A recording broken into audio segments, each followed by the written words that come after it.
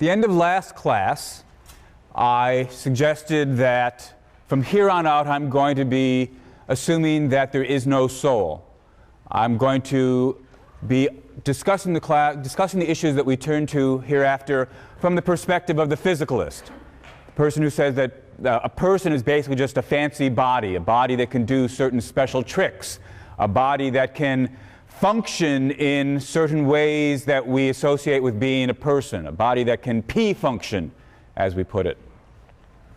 Now, I've given you my reasons for believing there are no souls, basically that the various arguments that might be offered for believing in souls don't seem very compelling upon examination, so there's no good reason to posit this extra entity.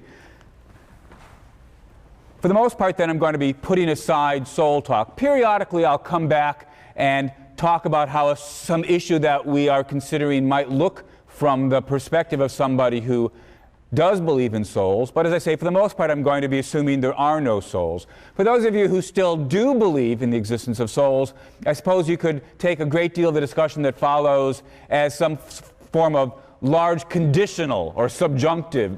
If there were no souls, then here's what we'd have to say. So although I'll be largely talking from the perspective of the physicalist, if you haven't become convinced of the truth of physicalism, so be it. We'll at least explore what will we say about death if we've decided that people are basically just bodies. Now, you'll recall that at the start of the semester I said, in thinking about the question, could I survive my death, there were two basic things we had to get clear on. First, we had to get clear on what am I? What are my parts? And that's why we've spent the last several weeks worrying about the question, am I just a body? Am I a body and an immaterial soul as well? Or perhaps, strictly speaking, just the soul? Having looked at that question, we're now going to turn to the second basic question. What would it be to survive? What would it be for a thing like that to continue to exist? Now, of course, we're going to ask most particularly, what would it be for a thing like that to survive the death of the body? Could it even make sense for a person to survive the death of his body? You might think the answer to that is no if we are physicalists, but in fact, it's not so clear the answer to that is no. But in order to address that particular question, what is it for me to survive the death of my body? Is that even a possibility or not? We first have to get clear about the more general question, what is it for me to survive, period? Take the more familiar humdrum case. Here I am lecturing to you today, Thursday. Somebody's going to be here, no doubt, lecturing to you next week, next Tuesday. The question of survival can be asked about that very simple case. Is the person who's going to be lecturing to you on Tuesday the very same person as the person who is standing in front of you lecturing to you now? Will that person survive the weekend? I certainly expect to survive the weekend, but what is it to survive the weekend? What is it? Well, we might say, look, we've already got the beginnings of an answer. For me to survive till Tuesday, presumably, is for there to be somebody, some person, alive, lecturing to you on Tuesday. And here's the crucial point, for that person lecturing to you on Tuesday to be the very same person as the person lecturing to you today, on Thursday. If I were to be killed in a plane accident this weekend, and there was a guest lecturer for you on Tuesday, there'd be somebody alive lecturing to you, but of course that wouldn't be me. So the question we want to get clear on is, what is it for somebody on Tuesday to be the same person as the person here talking to you on Thursday? And we can ask the question more grandly about larger expanses of time. Suppose there's somebody alive 40-odd years from now, in the year 2050. Could that be me? To ask, have I survived until 2050, is to ask, is that person who's alive in 2050 the very same person as the person who's standing here now lecturing to you? What is it for somebody in the future to be the very same person as this person who's here now today? Now, in thinking about this question, it's important not to misunderstand what we're asking. Some of you may misunderstand what I'm asking. I mean, some of you may want to say, look, the person lecturing to you now has at least a fair bit of his hair. He's got a beard. Let's suppose that the person alive in 2050 is bald and bent over, has no beard. How could they be the same person? One's got hair, one doesn't. One's got a beard, one doesn't. One stands straight, one's crooked. Can't be the same person. That's the mistake that it's important for us to get clear about. So I'm going to spend some time talking about examples that I think we would not find puzzling and work our way back up to the case of personal identity. So first I'm going to say some things about identity across time, or indeed initially identity across space, with some familiar humdrum material objects.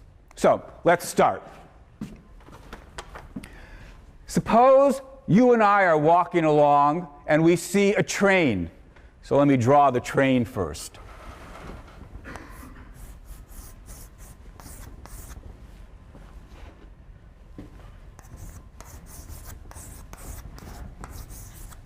Not very good artist, but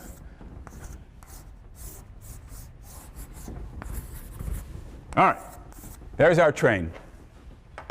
We start walking. I point to the caboose. Let's make this look more like a caboose, slightly more like a caboose, just so it doesn't look too much like the locomotive. I point to the caboose. And I say, look at that train. And we're walking along. We come to the end of the train, and I point to the locomotive, and I say, wow, look how long that train is. That's the very same train I pointed to 5 minutes ago. We've been walking along it all this time. Now, imagine that you say, you wouldn't say anything as stupid as this, but imagine that you said this.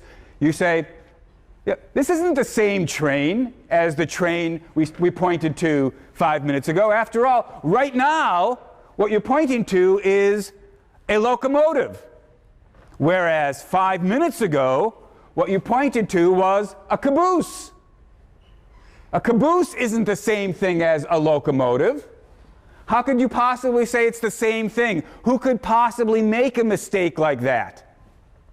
You know, the locomotive's got smoke coming out of it, the caboose doesn't, and so forth and so on. There's a lot of differences between the two. How could you make such a silly mistake? Well, of course, what I would then want to say to you is, no, actually, you're the one who's making the mistake. I agree, of course, that a locomotive is not the same thing as a caboose. But I wasn't claiming that it was. Rather, initially, when we started our walk, I pointed to a caboose, but by pointing to the caboose, I picked out a train. I said, look at that train. And what I was referring to wasn't just the caboose, but the whole long, extended through space object, the train, of which the caboose is just a part. And when, at the end of our walk, when I pointed to a locomotive and said, look at that train, by pointing to the locomotive, I was picking out a train, an entire train. This long, extended through space object, the train. And when I said, this train that I'm pointing to now is the very same train as the train I pointed to 5 minutes ago, I'm not saying what is certainly false. I'm not saying the locomotive is the same thing as the caboose.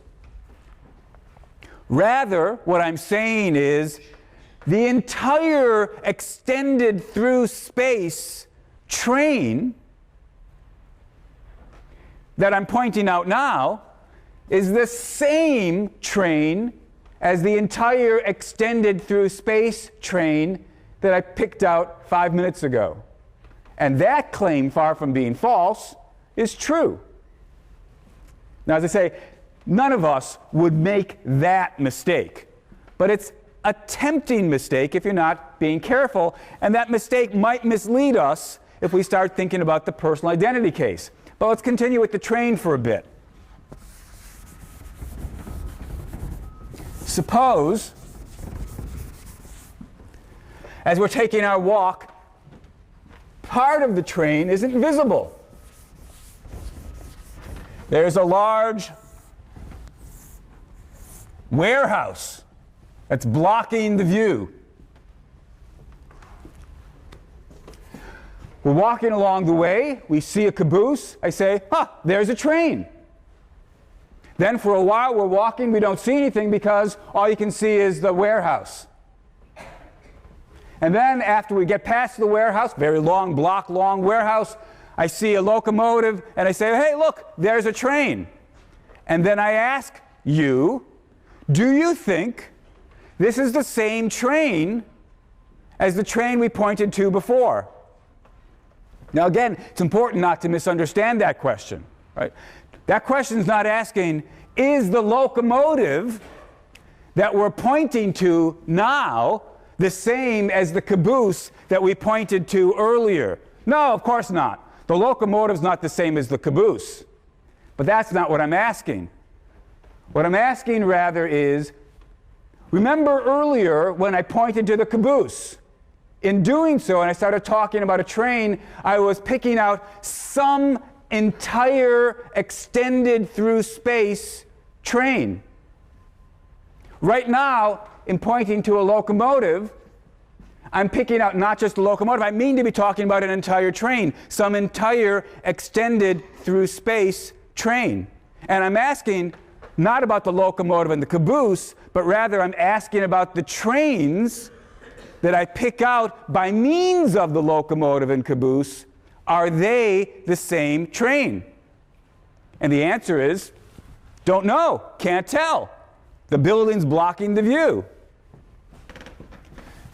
Suppose we had X-ray vision and could see through the building, then the answer would be, well, look, if what we've got is something like this, then of course we do have one single train. The extended through space train I picked out at the end of our walk is the same as the extended through space train that I picked out at the beginning of our walk. But it might not turn out that way. It might turn out, if I had X-ray vision, that what I'd see is this.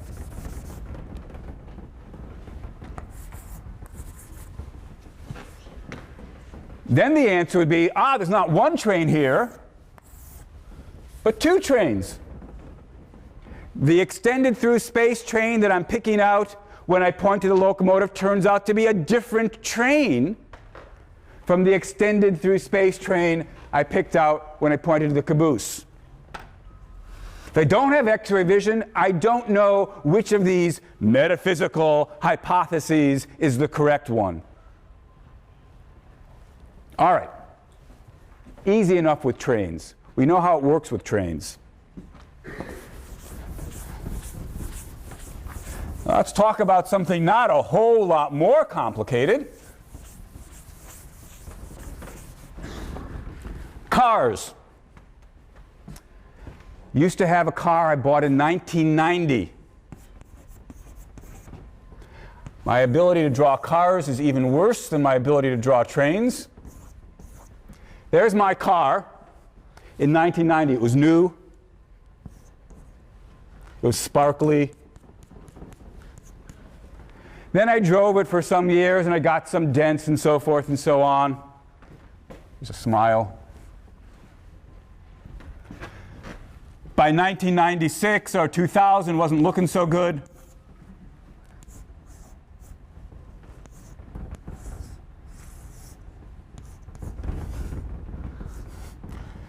Sparkle had gone, had a couple of dents.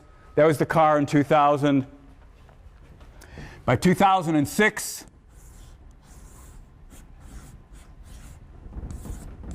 had a lot of dents. 2006 when it finally died. All right. Now, we all understand the claim that the car I had in 2006 was the very same car as the car I had in 1990. Of course, again, got to be careful not to misunderstand what's being said. We all know that in 2006, the car had a lot of scratches and had gotten banged in on one side and pretty sorry looking in terms of the scrapes and the paint job and the rust. Whereas the car in 1990, new and shiny and smooth. You might say the 2006 car stage is obviously not the same thing as the 1990 car stage. That's like thinking that the locomotive is the same thing as the caboose. But when I say it's the same car, I don't mean to be talking about car stages. I mean to be talking about a single thing that was extended through time. There I am, proud owner of my new car in 1990, and I say, this is a car. It's a car that will exist for more than a few minutes. It's a car that will exist for years and years and years, though at the time I didn't realize it was going to last 16 years or longer. When I refer to my car, as opposed to what we could dub the car stage or the car slice, when I refer to the car in 1990, I mean to be talking about the entire extended through time object. 2006, when I point to that sad heap and talk about, I've had that car for 16 years. Well, I haven't had that car stage for 16 years. That car stage, or that car slice, if we wanted to talk about it that way, has only been around for however long, months, years, a year. Hasn't been around for 16 years, but when I talk about that car, I'm picking not just the current slice or the current stage of the car, but the entire extended through time object. When I say that's the very same car I've had for 16 years, I mean, think of the object extended through time that I'm picking out by pointing to the current slice. That's the very same extended through time object that I picked out 16 years ago by pointing to what was then the current slice. The slices aren't the same. The car is the same. It's the very same car.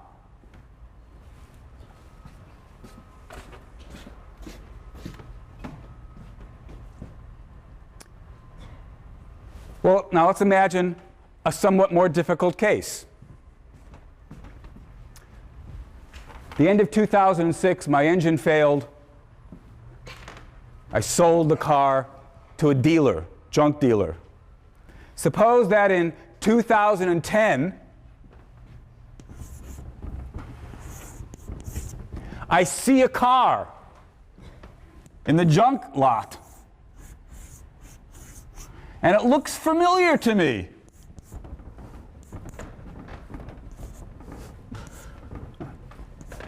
Say, whoa, that's my car. Is it or isn't it my car? This is sort of like the case with the factory blocking the view. 1990 to 2006, very easy. Saw the car every day in my garage. But here's a 4-year, instead of a factory blocking my view, it's the mists of time blocking my view. And I ask, same car or not? Again, by this time, I imagine you don't need to be warned, but let me just warn you a couple more times. I'm not asking, is the car stage, the 2010 car stage, the same car stage as the 2006 car stage? Maybe not. Maybe obviously not. I'm asking rather, in pointing to the 2010 car stage, I mean to be picking out an entire extended through time entity, the car. And I'm asking, is that the very same extended through time entity as the extended through time entity that I used to own? I wonder. And the answer is, don't know. The mists of time are blocking my view. I don't know the answer. But we know what the possibilities are.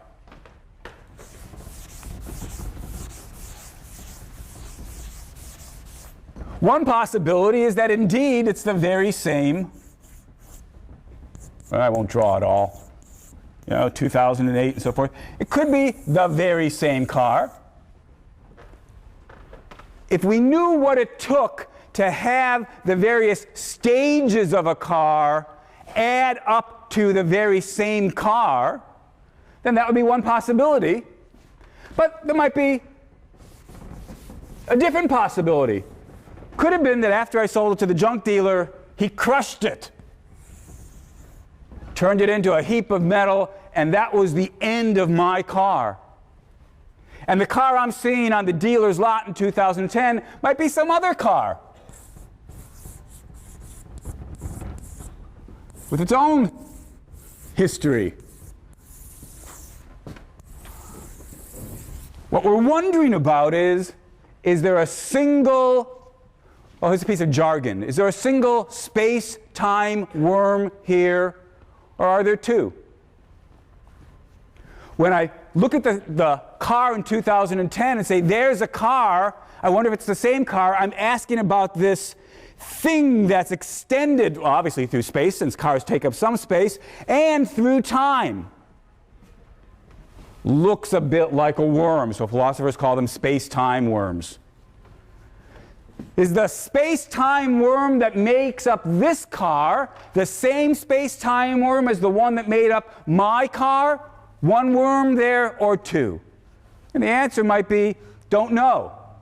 Need to have more facts. But at least that's what the question is. Now,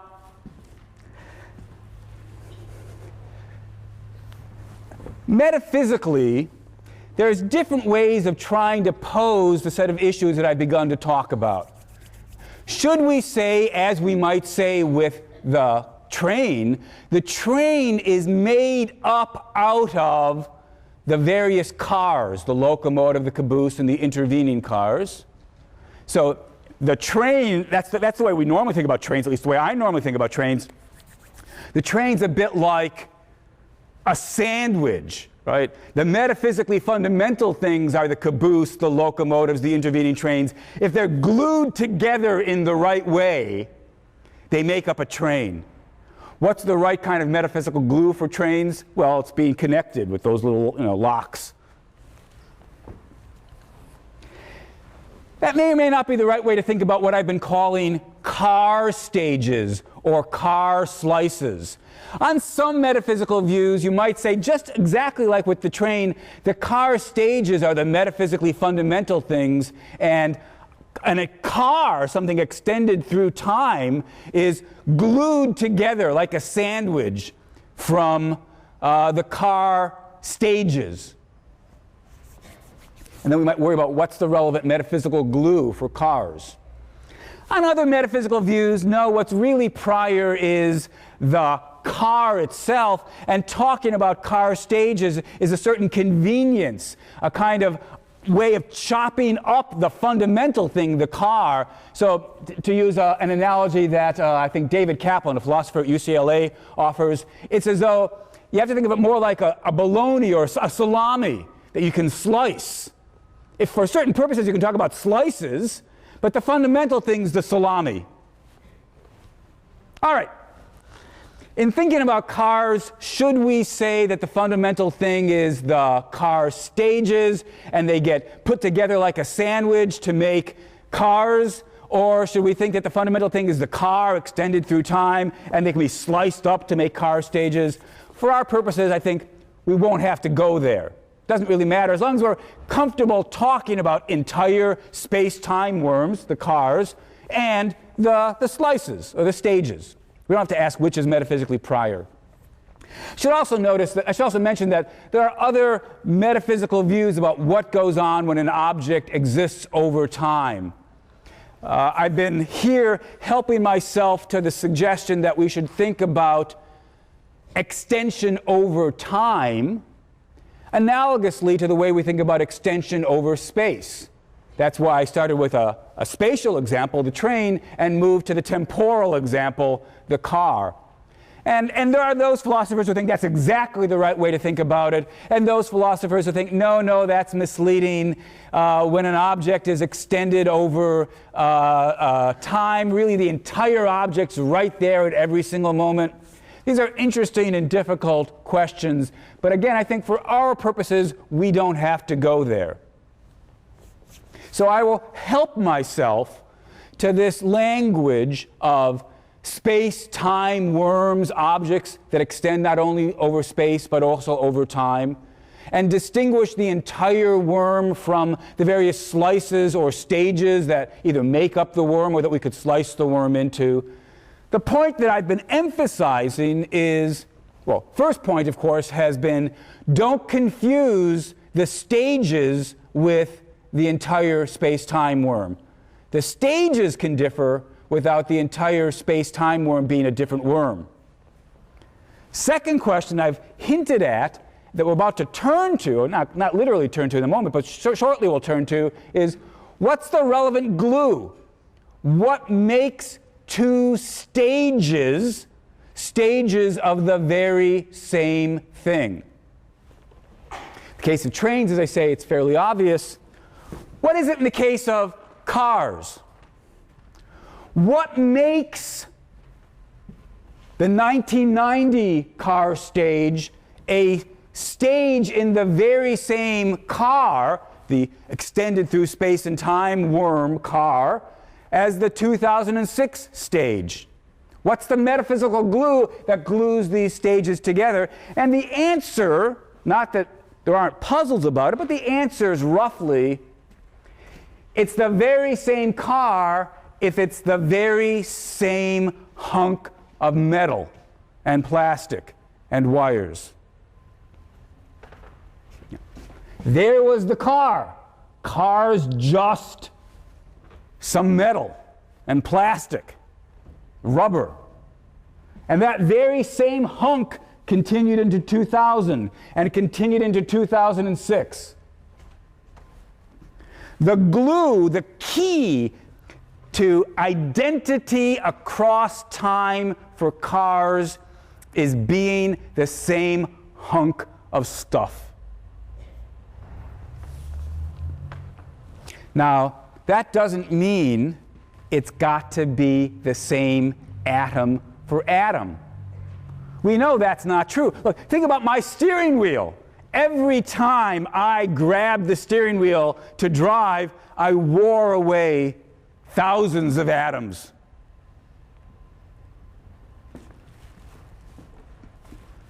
You can lose some atoms and still be this very same steering wheel. Every now and then, I'd replace the tires on my car. But for all that, it was the same hunk of stuff. Now, this raises sort of an interesting issue. How many changes of the constituent parts can you have and still be the same hunk of stuff? If this was a class in which we were going to worry about the general problem of identity across time, this would be a problem we'd have to directly face. But since we are only looking at enough of the problem of identity to get to the question that we really want to think about, the nature of personal identity across time, I'm not going to pursue that. I just want to flag the thought that you can be the very same hunk of stuff even if some of the constituent atoms have changed along the way. And even bigger parts. You can replace the headlights and still be the same hunk of stuff. Anyway, that's what's gone on in the car case. Same hunk of stuff, 1900 to 2006. And when I see the car on the junk dealer's yard in 2010 and ask, is that my car or not? The answer lies in, if only we could know, is it the same hunk of stuff or not? That's what the key, the metaphysical glue is, being the same hunk of stuff. All right, let's turn now to the case we really wonder about.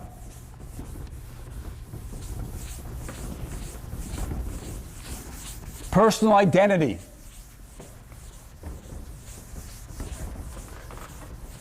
Here's somebody lecturing to you in 2007. Shelley Kagan. We imagine there's somebody in 2050. And we ask, is that Shelley Kagan? We'll call him Mr. X. We ask, is that the same person or not? Now again, at this point, you're not going to be tempted by the mistake, right? I'm not asking, is this person stage, Mr. X, the same person stage as SK 2007? Obviously not. SK 2007 still got his hair, has the beard, stands up more or less straight. Mr. X is bald, doesn't have a beard. I suppose I should have drawn him bent. Can I do that? A little cane, right? I'm not asking, is the person stage, Mr. X, the same as the person stage, SK 2007? Sounds like a computer or something. Get the SK 2000. I'm not asking that. I'm saying, look, when you look at the current stage, the current person slice, and think about the entire extended through time entity, the person that makes up Shelley Kagan, or that is Shelley Kagan, is that the very same person as the extended through time person that you've got in mind when you point to the Mr. X 2050? The stages are obviously different, but by looking at the stages, we pick out a space-time worm that makes up a person. And we're asking, is that the very same space-time worm as the one we picked out previously, or a different space-time worm than the one we picked out previously?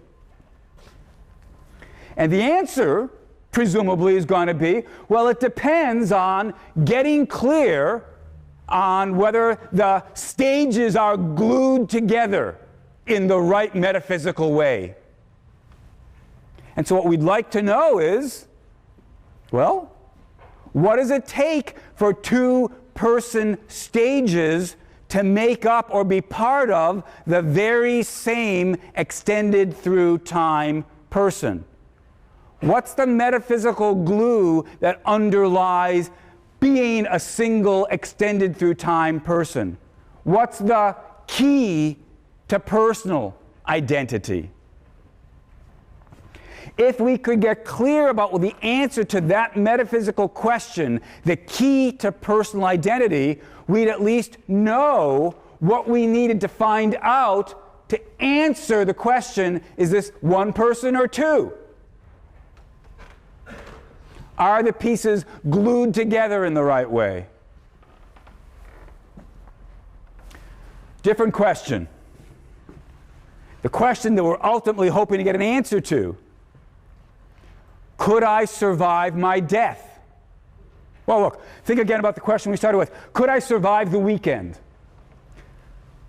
To survive the weekend, there's got to be somebody who's alive, some person on Tuesday, and that person's got to be the very same person as the person you're looking at now, you're thinking about now.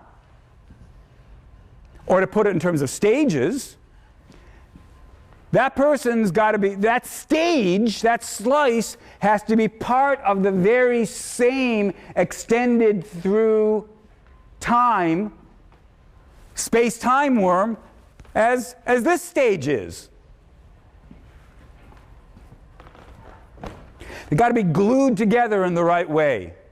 We can't tell whether that's true until we know what the glue is, but at least we anticipate that there will be somebody here on Tuesday who is glued together in that way, the right way, whatever that turns out to be. The stages will be glued together in the right way. Suppose I ask then, will I survive my death? All right, so I'm going to be optimistic. I'm going to assume that I make it to 2040. 2040 won't even be 90 yet. That's not too wildly optimistic. It's optimistic, but not wildly optimistic. So here's the SK 2040.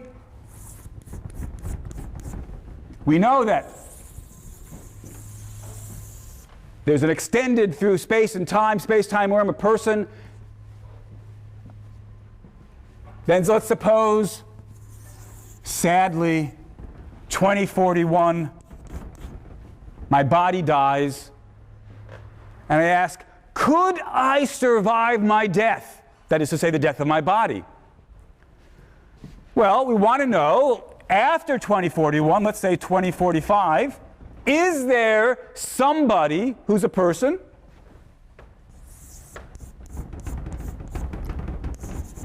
call him Mr. X.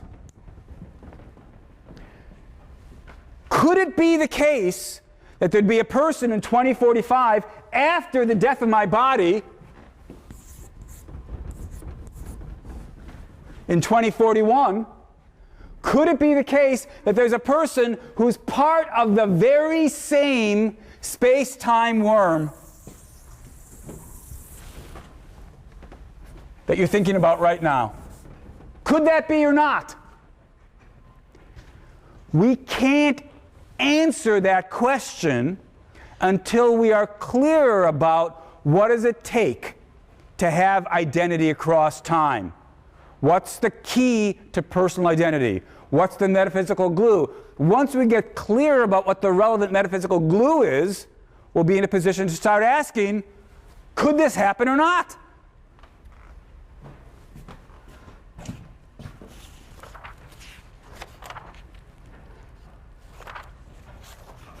All right, so that's the question I want to turn to then.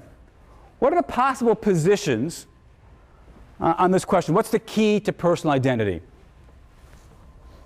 What's it to be the very same person? As we might put it somewhat misleadingly, what is it for two, quote-unquote, people to really be the same single extended through time person?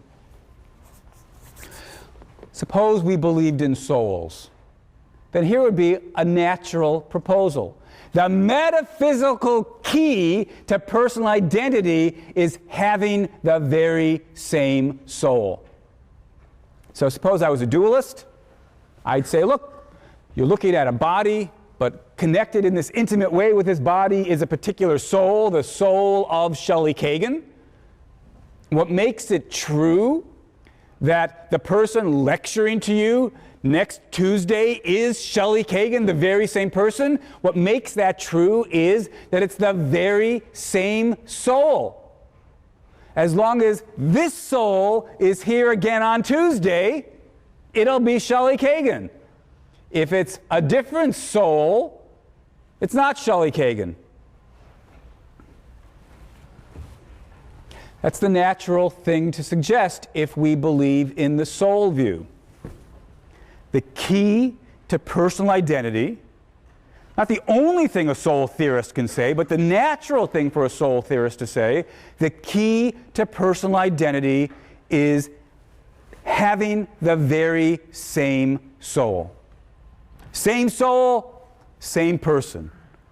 Different soul, different person. Imagine that God or a demon or what have you, for whatever perverse reason, severs the ordinary connection between my body and my soul, and then reconnects the wires, as it were, so that there's a different soul animating and controlling this body on Tuesday.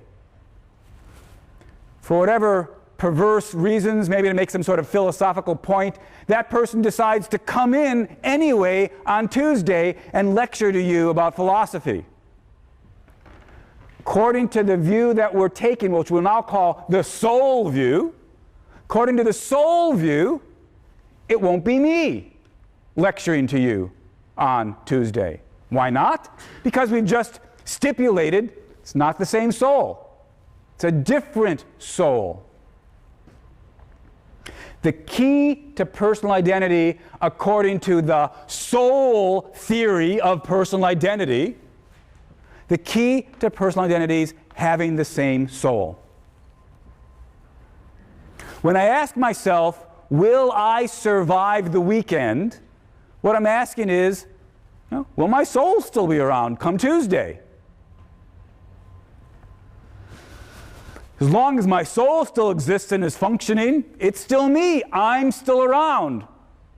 In fact, peeking ahead, of course, and this is why we are often drawn to soul views, even if my body dies, as long as my soul continues to exist, I continue to exist.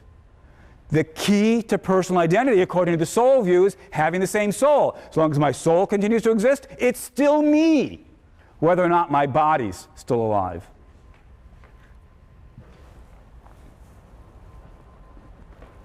And it's precisely for this reason that at least the belief in the soul, combined with the soul theory of personal identity, holds out the possibility of surviving my death. We may not know that the soul will continue to exist after the destruction of the body, but at least it seems like a possibility. Plato, of course, as we know, tried to argue that we could know, that there were good grounds for believing the soul would continue to exist. I've said I don't find those grounds so convincing. But even if we didn't think we could show that the soul would continue to exist, at least it could. It would make perfect sense to think about it continuing to exist.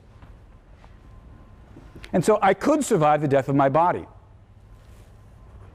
In contrast, prospects don't look so promising for surviving my death of my body if we don't believe in dualism, if we're physicalists.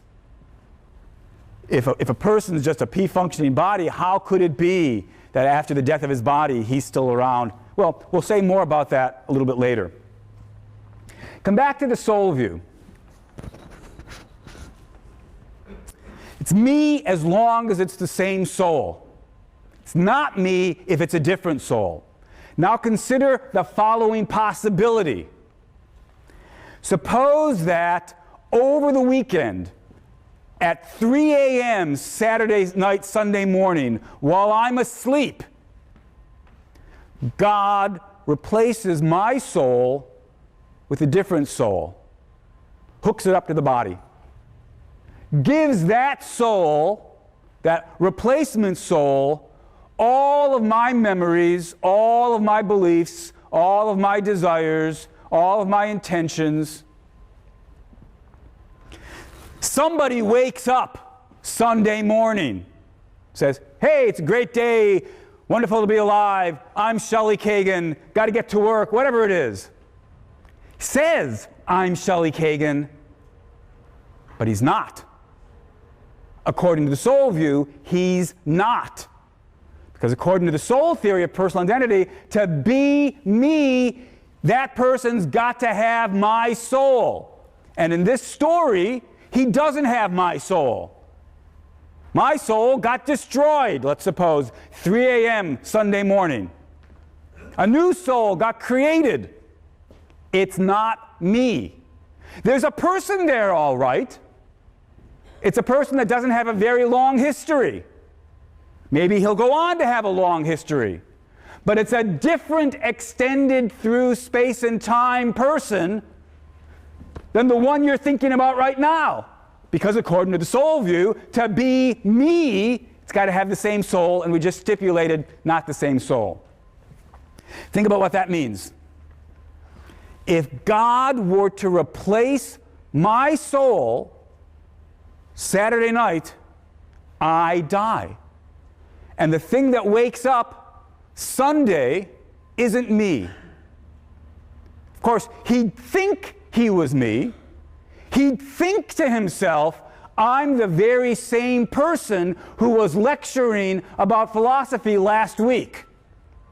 But he'd be wrong. Isn't the same person because it's not the same soul.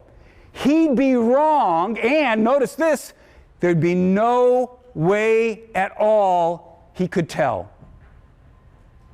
He can check his beliefs, he can check his desires, he can check his memories, but that's not the key to personal identity according to the soul view.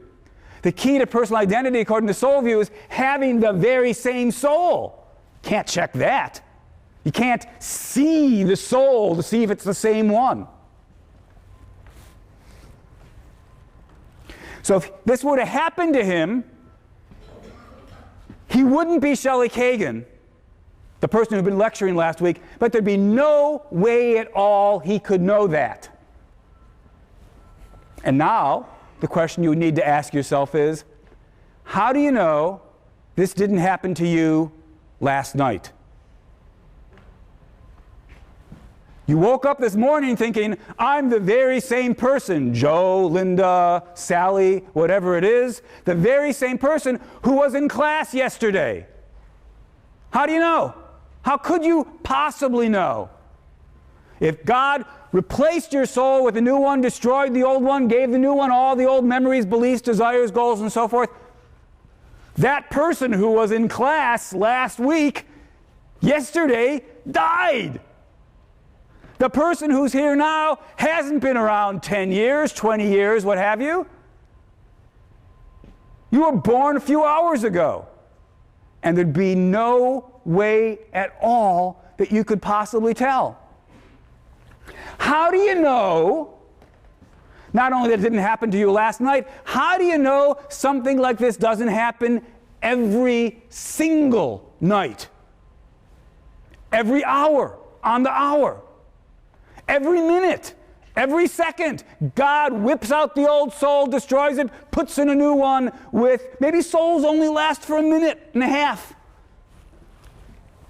If that was happening, then people don't last very long. Bodies may last 20 years, 50 years, 80 years, 100 years, but people would only last an hour, or if it's every minute substitution, a minute. And you'd never possibly be able to tell. Now, these worries were raised by John Locke, the great British philosopher, and he thought, this is too big a pill to swallow. This is too big a bullet to bite. We can't take seriously the suggestion that there's no way at all to tell whether it was still me from the one day to the next, from 1 hour to the next, from 1 minute to the next. Just not plausible. It's not that there's anything incoherent about this view. It's not that there's anything logically contradictory about this view. You just have to ask yourself, could this really be what personal identity is all about? That there'd be no way at all to tell whether I've survived from 1 minute to the next, from 1 hour to the next? Locke thought no. You couldn't possibly take this view seriously if you thought about what it meant. Notice, this is not an argument that souls don't exist. If you find this argument convincing, what it's an argument for is the claim that even if souls do exist, they may not be the key to personal identity. And so what we have to ask ourselves is, what's the alternative? What better suggestion is there for what we could point to as the metaphysical glue, the key to personal identity? And that's the question that we'll take up next time.